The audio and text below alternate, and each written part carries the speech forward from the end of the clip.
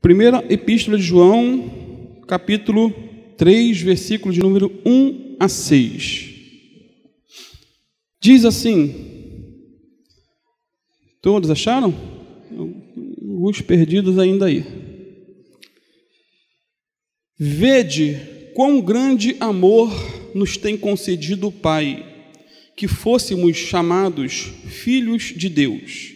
Por isso, o mundo não nos conhece, porque não o conhece a Ele. Amados, agora somos filhos de Deus, e ainda não é manifestado o que havemos de ser. Mas sabemos que quando Ele se manifestar, seremos semelhantes a Ele, porque assim como é, o veremos. E qualquer que nele tem esta esperança, purifica-se a si mesmo, assim também como ele é puro. Qualquer que pratica o pecado, também transgride a lei, porque o pecado é a transgressão da lei. E bem sabeis que ele se manifestou para tirar os nossos pecados, e nele não há pecado. Qualquer que permanece nele não pratica o pecado. Qualquer que permanece em pecado não o viu nem o conheceu. Amém, amados? Podem sentar-se. Que o Senhor abençoe a sua palavra nessa manhã. Irmãos, o amor de Deus por nós é tremendo, grande, altruísta. É um amor, como posso dizer, doador. É um amor sacrificial e inexplicável, totalmente inexplicável. Ele é doador porque Deus amou o mundo de tal maneira que deu o que havia de melhor, seu Filho unigênito. Esse amor é sacrificial porque custou a vida do Filho único de Deus, nosso Senhor Jesus Cristo. E esse amor é inexplicável porque não tínhamos qualidade alguma para merecer esse amor. Qualidades algumas, virtudes alguma. Horatius Bonar resumiu esse fato nas seguintes palavras: ó amor de Deus, quão forte e verdadeiro, eterno e ainda assim sempre a se renovar. Incompreendido, igual não há, vai além de todo saber e de todo pensar. É um amor doador, sacrificial e inexplicável. A grande verdade é que não conseguimos compreender e nem explicar por que Deus nos ama. Isso porque, como diz Paulo, bem algum habita em nossa carne. Bem algum habita, Romanos 7,18. Mesmo assim, diz a palavra, Deus provou o quanto Ele nos ama, pelo fato de ter enviado seu Filho Jesus para morrer por nós. Romanos 5,8 diz que Deus prova seu próprio amor para conosco, pelo fato de Cristo ter morrido por nós, sendo nós ainda pecadores. Mesmo quando éramos inimigos, Deus nos amou e enviou seu Filho para morrer por nós. E aqui no capítulo 3, versículo 1, João expressa sua admiração ao grande amor de Deus, de três maneiras diferentes. De três maneiras ele demonstra a sua admiração. Primeiro, ele fica admirado por esse amor ser concedido a pecadores indignos. Olha no versículo 1. Vede quão grande amor nos tem concedido o Pai. John Gill, parafraseando esse versículo, ele diz o seguinte: vede, tomai conhecimento, considerai, contemplai pela fé, com admiração e espanto, e observai quão grande favor, quão grande exemplo de inigualável amor, quão admiráveis bênçãos da graça o Pai nos tem conferido. Amados, essa é uma exclamação genuína de perplexidade misturada com gratidão. Essa expressão, Ele nos tem concedido, Pai, fala de mim, fala de você, fala de nós. Nós somos os receptáculos do amor de Deus. O texto diz que Deus nos amou grandemente. Grandemente. Agora, será que somos dignos de tão grande amor? Será que somos merecedores do amor de Deus? Se você se acha digno, ou se você acha que merece ser amado por Deus, infelizmente eu tenho que dizer que você é um desgraçado, um miserável, pobre, cego e nu. Palavra forte, mas quando a pessoa se acha muito digna, muito boa, muito merecedora, é porque ela está muito longe do amor de Deus e precisa se converter.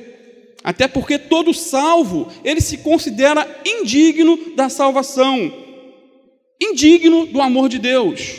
Todo salvo sabe que é salvo não por seus méritos, mas pelos méritos de Cristo. Todo salvo, ou todo aquele que teve um encontro com Cristo, sabe que é indigno e não merece, de maneira alguma, o amor de Deus.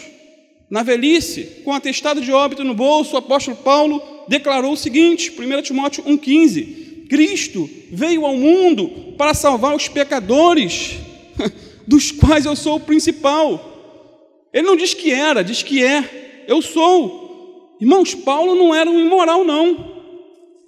O apóstolo Paulo não era um fornicário, um adúltero, não. Ele não era um beberrão. Paulo não era um viciado em drogas, não. Ele não era um invejoso. Paulo não era um fofoqueiro, não era um trapaceiro. O apóstolo Paulo foi um dos homens mais santos que pisou nessa terra. Mesmo assim, ele disse: eu sou o principal dos pecadores. A grande verdade é, quanto mais santa uma pessoa é, mais consciente ela fica do seu pecado. Por outro lado, quanto mais pecador uma pessoa é, mais iludida ela fica em pensar que é santa. Quando Paulo diz que era o principal dos pecadores, provavelmente dentro do mundo religioso, muitos usam essa expressão para viver no pecado. Está vendo? Paulo era, por que eu não posso ser? Mas você vê, olha a vida do apóstolo Paulo. É porque ele estava muito próximo de Deus. Por isso ele se achava indigno. E todo salvo se acha ou se considera indigno da salvação em Cristo Jesus. Segundo, João fica admirado também, porque esse tão grande amor foi um presente concedido por Deus. Foi dado. Quero destacar aí, por exemplo, a palavra concedido. Vede quão grande amor nos tem concedido o Pai. Concedido é o mesmo que dado, doado, presenteado, ofertado, ou seja, não merecemos o amor de Deus. Mesmo assim, Ele nos amou por sua graça e por misericórdia. Do princípio ao fim, a salvação é uma expressão do amor de Deus. Somos salvos pela graça, mas a provisão dessa salvação teve origem no amor de Deus. Um amor sacrificial, doador, inexplicável. Escrevendo a Tito, o apóstolo Paulo diz o seguinte, Tito 3, versículo 3 e 5, a 5. Em outros tempos também éramos insensatos e desobedientes, vivíamos no pecado e nos tornamos escravos de muitas paixões e prazeres. Éramos cheios de maldade e avareza e odiávamos uns aos outros. Mas quando Deus, nosso Salvador, revelou sua bondade e seu amor, Ele nos salvou, não porque tivéssemos feito algo justo, mas por causa da sua misericórdia. Ele nos salvou, Ele nos lavou para remover nossos pecados, nos fez nascer de novo e nos deu nova vida por meio do Espírito Santo. Na nova versão transformadora, muito boa, Paulo me indicou, eu gostei muito. Então, esse grande amor que nos foi dado pelo Pai tem um nome, se chama Jesus Cristo, nosso Senhor, aquele que sangrou até a morte por mim e por você. Terceiro, João fica admirado também, porque o amor de Deus transformou pecadores perdidos em filhos de Deus. Filhos de Deus. Mais uma vez, versículo 1, vede quão grande amor nos tem concedido o Pai, que fôssemos chamados filhos de Deus. Somos filhos de Deus porque o Pai nos amou e enviou o seu Filho para morrer por nós, amados. Somos filhos de Deus porque estávamos perdidos e fomos achados. Estávamos mortos e fomos ressuscitados pelo Espírito Santo. Agora, se você acha que nunca foi perdido, é porque você nunca foi achado por Cristo. Porque todo salvo reconhece que um dia estava perdido. Éramos inimigos de Deus, agora somos amigos. Mesmo sendo pessoas maculadas e imperfeitas, diz o texto, somos chamados filhos de Deus. No mundo, aí fora, tem um chavão que diz, todos são filhos de Deus. É mentira. Não são todos filhos de Deus. A grande verdade é que todos são criaturas de Deus. Agora, filhos de Deus são somente aqueles que receberam a Cristo como o único Senhor e Salvador eterno das suas almas. Evangelho de João 1,12 é bem claro quando diz, 12 e 13, mas a todos quantos o receberam a Cristo, deu-lhes o poder de serem filhos de Deus, aos que creem no seu nome, os quais não nasceram do sangue, nem da vontade da carne, nem da vontade do homem, mas de Deus. É claro que nós não somos filhos legítimos, né, no mesmo nível que o Senhor Jesus Cristo, mas filhos adotivos. Jesus é o Filho único do Pai, único. Nós fomos adotados na família de Deus, porém somos filhos de Deus por criação, somos filhos de Deus por adoção e somos filhos de Deus por geração. Deus nos criou, Deus nos adotou e nos gerou de novo para uma nova vida em Cristo Jesus, para a glória de Deus. E por sermos filhos de Deus, o mundo não nos conhece, assim como não conheceu a Cristo. O mundo não conhece, o mundo não entende como que um crente às vezes passa por lutas, dificuldades, privações financeiras, problemas de saúde, e mesmo assim está, cantando, louvando, adorando a Deus, sempre na expectativa de que Deus proverá. Deus proverá. 1 João 3:1, parte B aí, ele diz, por isso o mundo não nos conhece, porque não o conhece a Ele. Irmãos, nós somos conhecidos no céu, mas desconhecidos aqui na terra. Apesar de sermos amados por Deus, somos odiados pelo mundo. Somos odiados pelo mundo. Apesar de sermos desejados por Deus, somos rejeitados pelos homens. Todo aquele que se fecha para a revelação de Deus não consegue enxergar ou reconhecer um filho de Deus. O ímpio, o mundo, não pode nos conhecer, nem mesmo compreender ou nos valorizar, porque não conheceu a Cristo Jesus. E assim como Jesus não foi conhecido em sua época, assim também nós não somos conhecidos em nossos dias.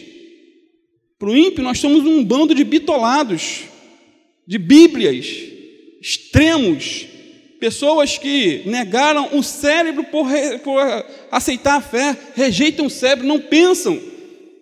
E o apóstolo João falou, olha, o mundo não te conhece, não vai nos conhecer, porque não conheceu a Cristo. Sendo assim, depois dessa breve introdução, e agora que eu vou começar, o apóstolo João nos apresenta 4 verdades em relação à nossa filiação, interessante. A primeira verdade é que mesmo sendo filhos de Deus, ainda não somos o que devemos ser no futuro. Olha no versículo 2, amados, agora somos filhos de Deus, e ainda não é manifestado o que havemos de ser, mas sabemos que, quando Ele se manifestar, seremos semelhantes a Ele, porque assim como o veremos. Em João 3:1, vimos o que somos. Agora, no versículo 2, o que seremos. Somos filhos de Deus hoje e seremos semelhantes a Cristo na sua segunda vinda. Será que seremos iguais a Jesus? É o que está aqui João dizendo? É claro que não, igual a Jesus ninguém é, Ele é único. A Bíblia não diz isso. Será que seremos divinos como Jesus? É claro que não. Só Jesus, juntamente com o Pai e o Espírito Santo, são divinos, são Deus. Será que teremos os atributos da divindade, como onipotência, onipresença e onisciência? É claro que não, e existem intérpretes que chegam a esses absurdos teológicos. Só Deus tem todo o poder, só Deus sabe de tudo, só Deus está em todos os lugares ao mesmo tempo, amém? Só Deus tem os atributos. Quando Paulo ou João diz aqui que seremos semelhantes a Ele, qual sentido seria? Seremos semelhantes a Cristo, no sentido de termos corpos glorificados e adequados para habitar no céu.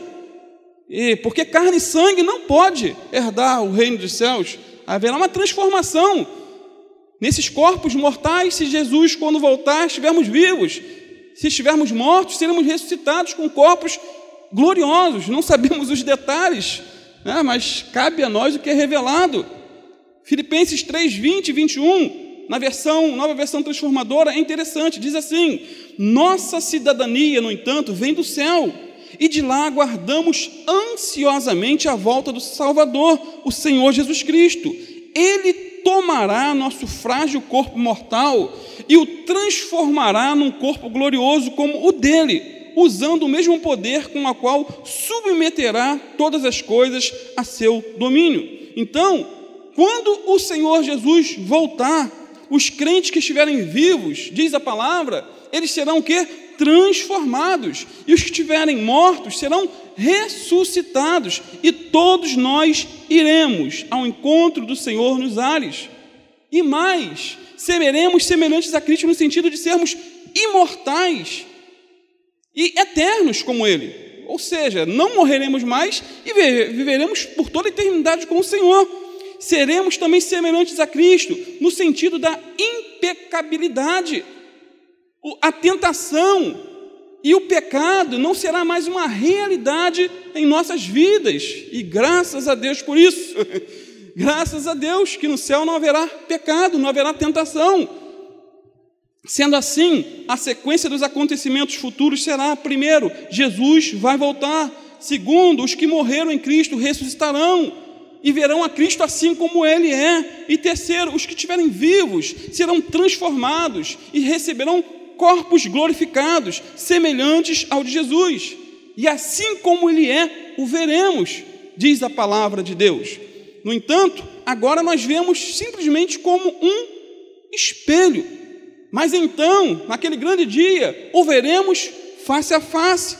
Hoje, amados, nós temos diante de nós o véu dos sentidos, um véu dos tempos. Não sabemos todas as coisas, mas quando o Senhor voltar, esse véu será tirado e o veremos assim como Ele é. Não sabemos os detalhes de toda essa escatologia bíblica, mas saber que no último dia e por toda a eternidade estaremos com Cristo e seremos semelhantes a Cristo, isso nos basta.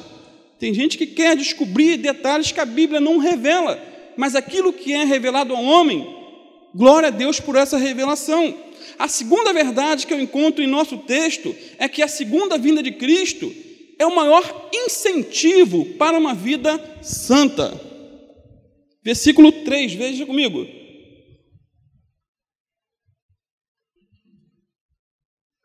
Está quente, hein? Repetindo, a segunda vinda de Cristo é o maior incentivo para uma vida santa. Versículo 3, e qualquer que nele tem esta esperança, purifica-se a si mesmo, assim também como ele é puro.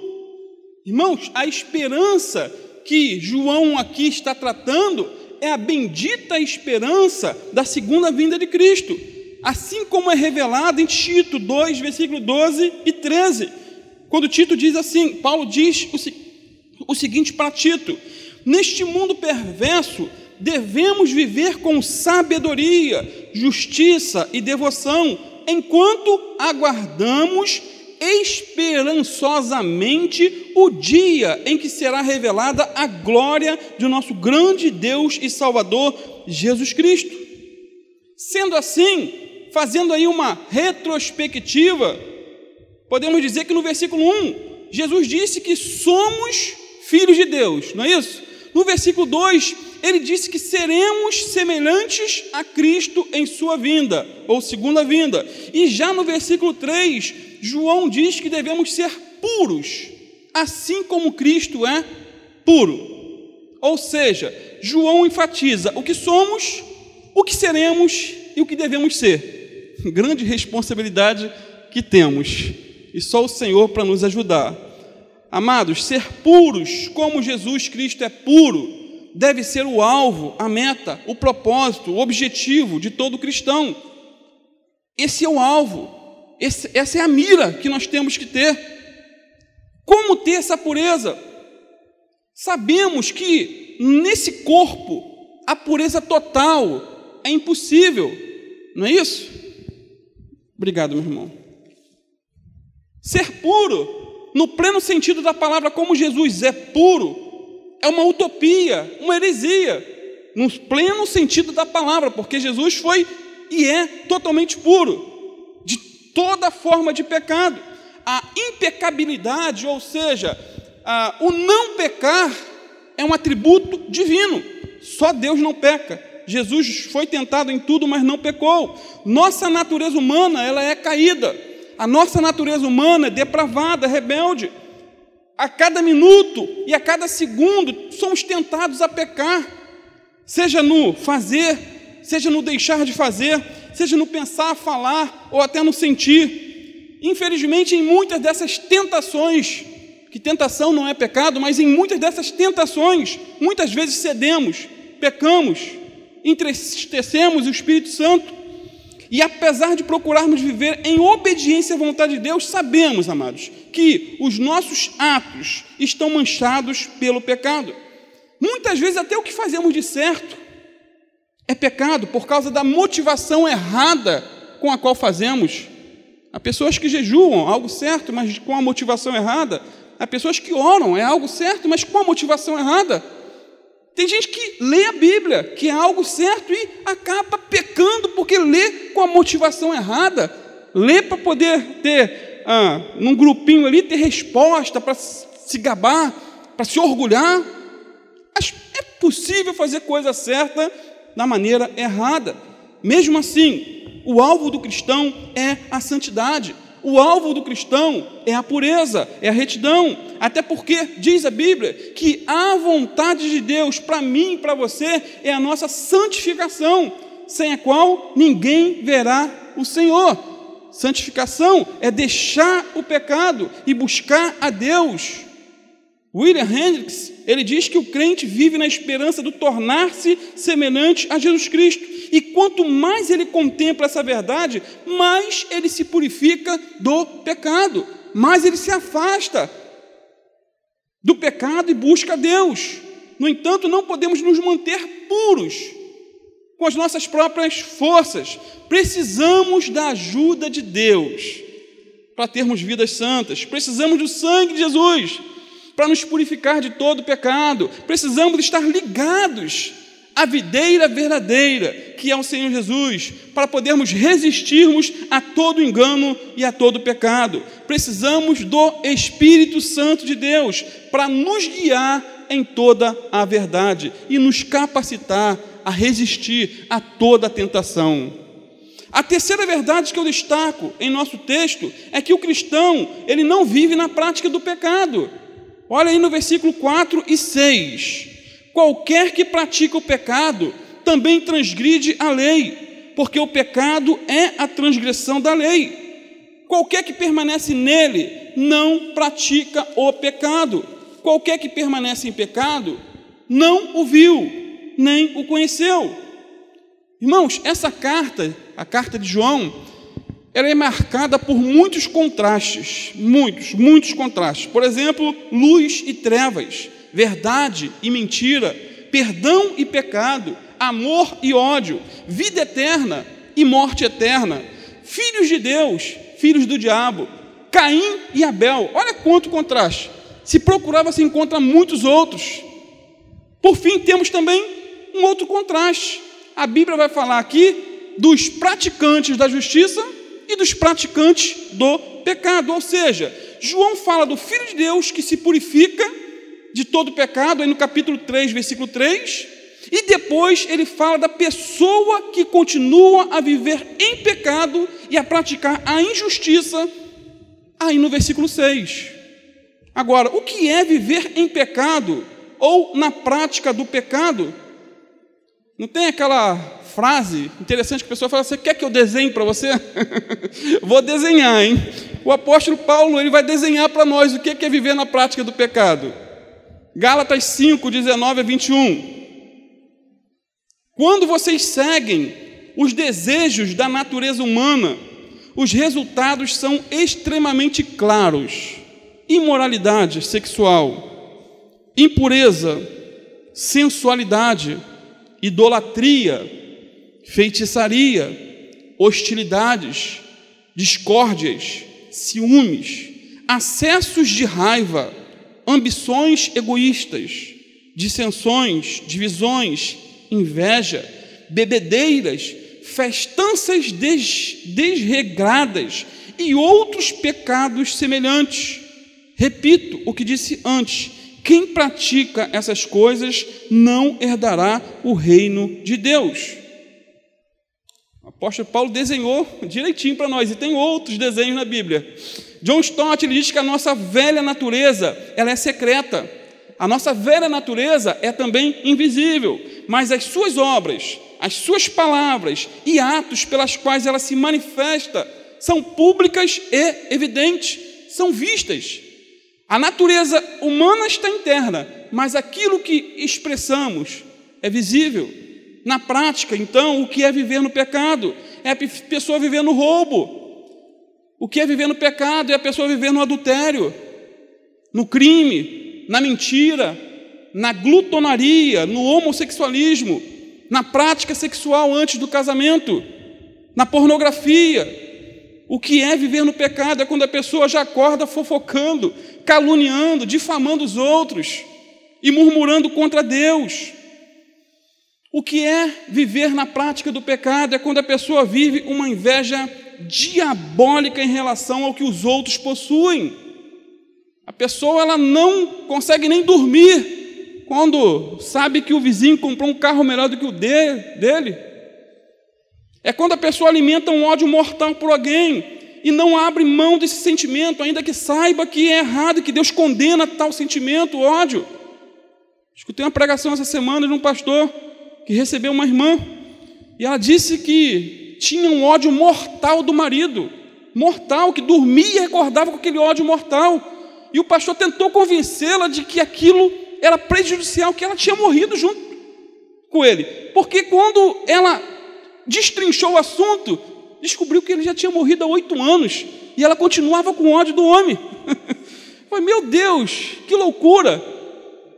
E há pessoas assim, odiando, viver em pecado e viver uma desobediência teimosa à palavra de Deus, é viver na incredulidade de maneira insistente, é viver num estilo de vida totalmente afastado de Deus, da palavra de Deus, totalmente afastado da oração e da comunhão com os irmãos. O que é viver no pecado? É quando a pessoa vive numa avareza diabólica, numa ganância descontrolada, numa ambição desenfreada. É quando a pessoa parece que tem um escorpião no bolso e ela tem ali um medo terrível de botar a mão no bolso para contribuir, ofertar na casa de Deus, ajudar o próximo, aliviar a dor do outro. Isso é viver em pecado. Irmãos, a lista do que é viver no pecado ou na prática do pecado é enorme, mas a grande verdade é que o cristão genuíno, em vez de viver na prática do pecado, ele vive na prática da justiça. Amém? O cristão verdadeiro, ele não vive na prática do pecado, mas na prática da justiça. Em vez de ser Em vez de ser ganancioso, ele é generoso. Em vez de ser um adúltero, ele é fiel à sua esposa. Em vez de viver na fornicação, na prática do sexo antes do casamento, ele se guarda para o casamento. Em vez de viver murmurando entre os dentes, blasfemando de tudo, ele é grato a Deus por tudo quanto tem.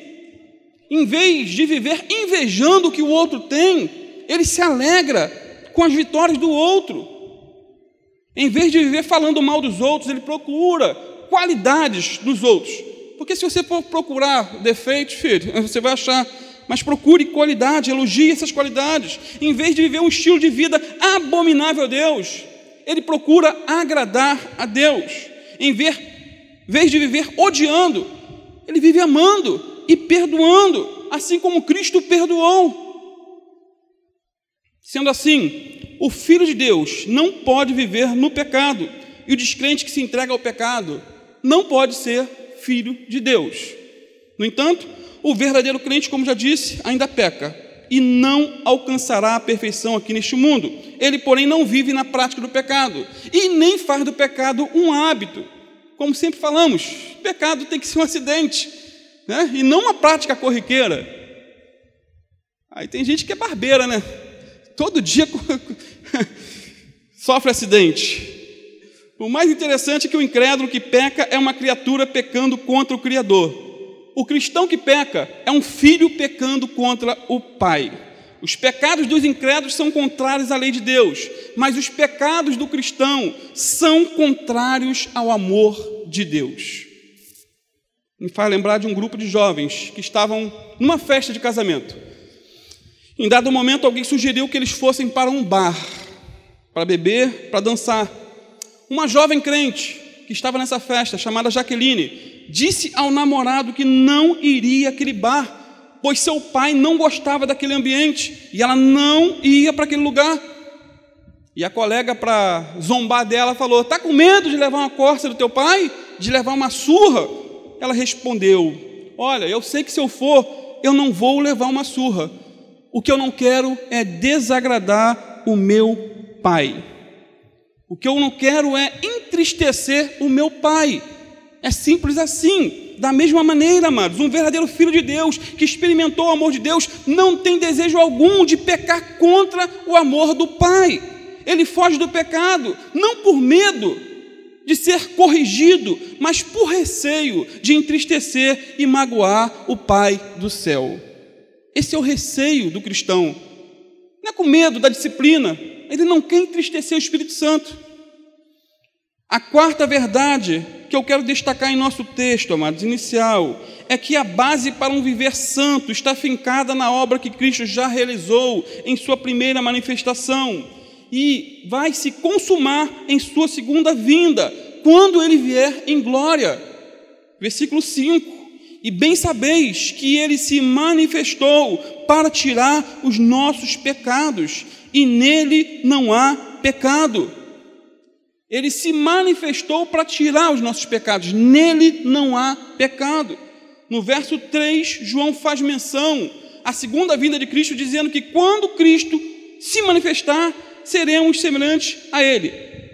No 3:3. Agora, no versículo 5, ele faz menção à primeira vinda, dizendo que Jesus se manifestou para tirar os nossos pecados. Ou seja, a palavra manifestar é usada de maneira dupla, tanto se referindo à segunda vinda, como se referindo à primeira vinda. Aqui há uma conexão entre a manifestação da glória, que acontecerá na segunda vinda, para a manifestação que já aconteceu na primeira vinda. Até porque é impossível falar da segunda vinda sem atentar para o fato de que Jesus veio, para o fato da primeira vinda. O que Jesus fez na primeira vinda? Ou seja, na sua primeira manifestação, fez muita coisa, diz a Bíblia. Ele curou os leprosos, deu vista aos cegos, endireitou os aleijados, ressuscitou os mortos, transformou água em vinho, andou sobre as águas, perdoou pecadores. Amém? Mas a obra mais importante realizada por Jesus foi o que está escrito aí no versículo 5: "E bem sabeis que ele se manifestou para tirar os nossos pecados, e nele não há pecado." John Stott, ele diz que se a natureza de Jesus é sem pecado, e se o propósito do seu aparecimento histórico era tirar o pecado, então todo aquele que permanece nele não vive pecando, ao passo que, por outro lado, todo aquele que vive pecando não viu, nem o conheceu. É interessante notar também, amados, que a pureza absoluta de Jesus, a impecabilidade dele, está intimamente ligada à remoção de nossos pecados. Mais uma vez, versículo 5: "E bem sabeis que ele se manifestou para tirar os nossos pecados, e nele não há pecado." É lindo isso. O impecável se manifestou para remover ou apagar ou perdoar os nossos pecados. Sendo assim, Jesus e pecado são dois contrastes perfeitos. Evangelho de João 1, versículo 29, João Batista clamou em alto e bom som, com um grande brado: eis o Cordeiro de Deus, que tira o pecado do mundo. Me faz lembrar dessa frase, né? Conta-se que Spurgeon, quando estava para inaugurar um templo em Londres, ali testando a acústica do local, ele declarou esse versículo: eis o Cordeiro de Deus que tira o pecado do mundo. Alguém que estava trabalhando ali na obra ouviu essa frase e se converteu. Só nessa frase. O homem tinha muita unção na vida dele, misericórdia. Agora, como é que Jesus tirou os nossos pecados? Simplesmente tomando sobre si os nossos pecados. Ele foi o nosso substituto na cruz do Calvário. Ele foi o sacrifício pelos nossos pecados, como vimos em 1 João 2,1. Jesus é a propiciação, ou o sacrifício pelos nossos pecados. Nós é que deveríamos morrer, mas Ele morreu a nossa morte, derramou o seu precioso sangue e nos comprou de volta para Deus. Que mensagem gloriosa! Isaías 53, versículos 5 e 6 diz que Ele foi ferido por nossas transgressões e moído por nossas iniquidades. O castigo que nos traz a paz estava sobre Ele, e pelas suas pisaduras fomos sarados. Todos nós andávamos desgarrados como ovelhas, cada um se desviava pelo seu caminho, mas o Senhor fez cair sobre ele a iniquidade de todos nós. O Senhor Deus fez cair sobre o Filho a iniquidade de todos nós. Que grande amor! Agora, na prática, amados, como isso funciona? Para concluir, será que pelo fato de Jesus ter morrido por nós, em nosso lugar, nossos pecados são automaticamente perdoados? Sabemos que não é assim que funciona. Perdão de pecados só é concedido àquele que se arrepende de seus pecados, confessando a Deus, ou concordando com Deus que errou. Ou seja, arrepender-se significa deixar o pecado e voltar-se para Deus. Jesus se manifestou para tirar nossos pecados, no entanto, precisamos deixar o pecado e nos voltar para Deus. Romanos 6, versículos 6 a 13, concluindo finalmente, diz assim: sabemos que nossa natureza humana foi crucificada com Cristo, para que o pecado não tivesse mais poder sobre a nossa vida, e dele deixássemos de ser escravos. Pois quando morremos com Cristo, fomos libertos do poder do pecado. Então, uma vez que morremos com Cristo, cremos que também com Ele viveremos. Temos certeza disso, pois Cristo foi ressuscitado dos mortos e não mais morrerá. A morte já não tem mais poder sobre Ele. Quando Ele morreu, foi de uma vez por todas, para quebrar o poder do pecado, mas agora que Ele vive, é para a glória de Deus.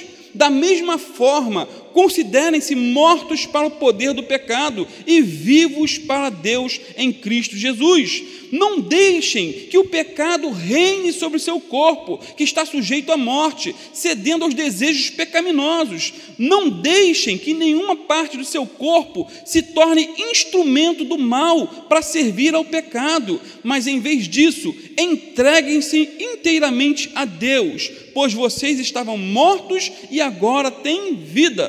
Portanto, ofereçam seu corpo como instrumentos para fazer o que é certo, e isso para a glória de Deus. Amém, amados? Vamos estar orando e clamando a misericórdia de Deus, pedindo ao Senhor que nos restaure, que nos levante, que nos perdoe, que nos encha do seu Espírito Santo, que nos capacite a resistir a toda investida do diabo e da nossa natureza humana e do mundo. Quero te convidar a ficar em pé, se você puder. Pai amado, no nome de Jesus, Senhor, esse texto é tão rico, Pai. A Tua palavra é tão tremenda, e nós não conseguimos alcançar todos os seus mistérios, Senhor, mas Tu és um Deus bom. Eu creio que o Senhor falou conosco, Pai, da importância de fugirmos de toda a aparência do mal, de todo o pecado, que o servo do Senhor não vive na prática do pecado. Pai, obrigado pelo grande amor que o Senhor nos tem concedido, Pai, de sermos chamados filhos de Deus, o Senhor ter nos adotado em sua família, mesmo não sendo merecedores, Senhor. mesmo não tendo mérito algum, é um amor inexplicável, é um amor sacrificial, é um amor doador. Te damos graças, Senhor, por isso. Te damos graça por teu grande amor com o qual nos amou. Pai, ajuda-nos também, Senhor, em nossas fraquezas, Pai. Pai, somos tentados a cada minuto, a cada segundo a te desobedecer, Pai. Nem sempre com pecados carnais, nem sempre, mas os pecados da alma, que são muitas vezes mais mortais, Senhor, como a inveja, o orgulho, a vaidade, a prepotência, a arrogância. Senhor, tem misericórdia de nós, Senhor. Lava nosso coração com o sangue do Cordeiro, nos coloca de pé para a tua glória, Senhor. Pai, no nome de Jesus, Senhor, ajuda-nos a sermos praticantes da tua palavra e não somente ouvintes, para que não venhamos nos enganar a nós mesmos, Senhor. Salva nossas almas, Senhor. Converte-nos a ti e seremos convertidos. Muda a nossa vida e seremos mudados, Senhor. Transforma-nos e seremos transformados para a tua honra, para a tua glória. Toma a vida de cada um aqui, Senhor. Aquele que está vivendo na prática do pecado, Senhor, seja ele qual for, que o Senhor venha, Pai, bombardear esse coração e que haja uma decisão sincera nessa hora, neste momento de abandonar, de deixar o pecado e correr para os braços do Pai, Senhor. No nome de Jesus, essa obra só o Senhor pode fazer. A tua palavra diz: se o Filho vos libertar, verdadeiramente sereis livres. Então nos liberta, Senhor, o teu povo, para que possa ter liberdade para te adorar, liberdade para te servir, liberdade para pregar a tua palavra, liberdade, Senhor, para viver a tua palavra na escola, no trabalho, na vizinhança, Senhor. Usa-nos, Senhor, para a tua glória. Fica conosco. Eu te peço no nome de Jesus.